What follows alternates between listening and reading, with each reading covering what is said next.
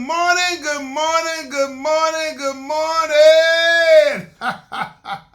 Hey, it's Tuesday morning, and ain't God good? And won't He do it? Oh, yes, He will. Oh, yes, He will. I know my listener probably saying, Lee Craft, Lee Craft, Lee Craft. You say the same thing every morning. I'm going to say Enoch, Ewok, Enoch. That means y'all sure know what to say. Look, the other day I was asked, Lee Craft, how does it feel being you? So what do you mean? How does it feel being me? Lee Craft, I want to know, how does it feel being you? Because you say so many different things on a daily basis stuff. I want to know, how does it feel to walk in your shoes? I said, look. But before we get started, if you have any comments or concerns, please email me at leecraftwithus@gmail.com or go to Anchor, Spotify, YouTube, Facebook, all those beautiful apps. Look for the animated black man with a white beard smiling their profile and then finally realize, y'all trying to size me up. I was thrown off by that question. How does it feel being me? You know, I've often said whenever you enter into a room and everything, sometimes all eyes are on you. And sometimes you ask yourself, why are people watching me? It's about a certain aura that some of us possess. That when we walk into a room, people are just drawn to us.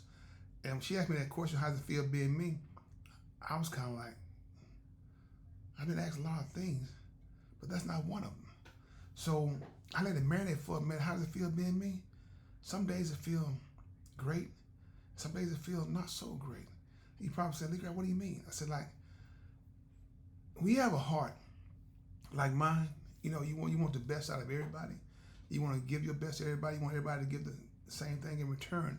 You want to try to guide them to the right direction, so they have success, and they will keep on paying it forward. But everybody don't have the same vision that you have. Everybody don't see the same thing you see in them. And I had to learn that along the way. I didn't learn it by myself. Something my wife told me. She said, Lee Craft. When she called my whole name, I know she mean business. She didn't say Lee, she said Lee Craft. You got to first protect yourself and your heart. Because when you try to put so much into others and stuff and they let you down, it kind of breaks you a little bit. And she said, I see when you're broken sometimes. You have even though you're smiling, I still look into your eyes and I still see the pain that you're having. Then a couple days later, you tell me what's going on and everything. And I said, Lee, you gotta let go. You gotta let go. You can't save the world. And that's my biggest hang up. I can't save the world unless I save me first. And that's what it feels like being Lee Craft. You want people to understand that certain things that you do has rewards and have consequences. But when you say too much or you keep on talking about certain things, people say, well, you trying to preach me. You trying to talk to me like you my parent. I'm nobody's parent. All I can give the advice that was given to me, things that was shown to me. I try to pass it down. Maybe I don't have the right, maybe I'm not doing the right way for passing it down. But if you know the person, you know I have good intents. My motives are good. They're not to tear you down, they're to build you up. When I see you doing something you should be doing, like if you're coming to work late, you don't have a grace period, you keep on abusing the system until you eventually get terminated, or I see you cursing a lot, saying words that you shouldn't be saying, because I know your vocabulary is larger than that. Certain things that we shouldn't say.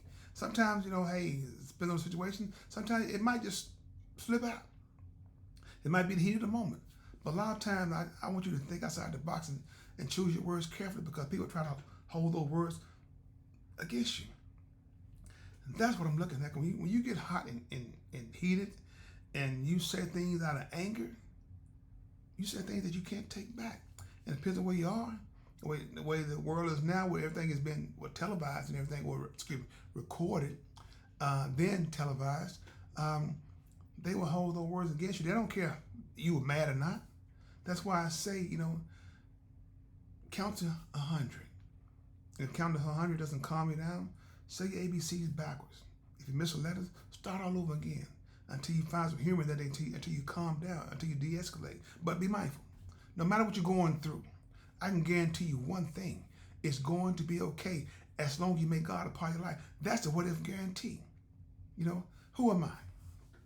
I'm just an ordinary man that's trying to find peace and trying to bring peace to others who are going through certain things in their lives. Because sometimes we are there to give them an exit. to be that outlet for them.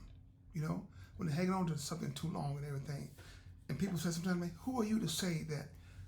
Who are you to tell them that? Why shouldn't I tell them that? If it's the truth. They gotta learn. They gotta learn. Do they have to learn by losing everything they got? I'm just saying. If you're gonna be their friend, be their friend. You know, if not, get out the way. Get out the way. And let God do what he has to do by bringing others into that person's life to show them, hey, you're not alone in this.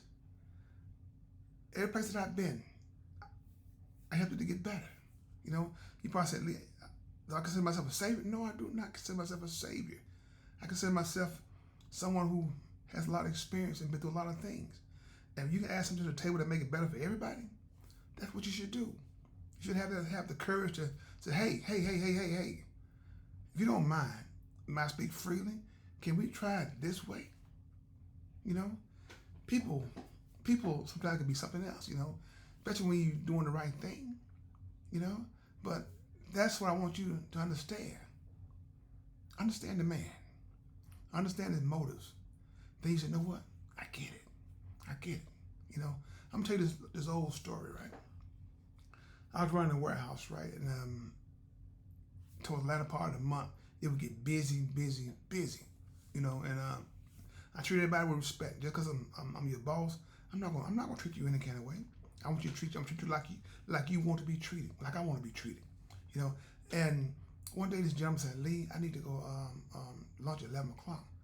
I said, no, you can't do that. I said, you gotta go 12 like everybody else so I can see what's going on. So he went and told somebody that he knew. Said, hey man, I'm gonna jump on Lee, man, after work, man. When I get to work, I'm gonna whoop his tail, man. And dude said, Lee Craft? He said, why do you want to jump on Lee, man? I said, man, I asked Lee, could I go lunch at 11 o'clock? He told me no. He said, why did you go lunch at 11 o'clock? I said, why did you go take my medicine? Did you tell Lee that? No. Well, you wrong. If you told Lee you need to go at 11 o'clock to take your medication, he told you, go ahead and come back. That's who he is. And that man came to me and apologized to me.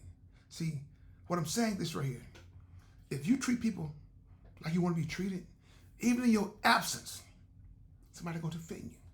But you that butthole that treat everybody, hey, no, do it this way, do it.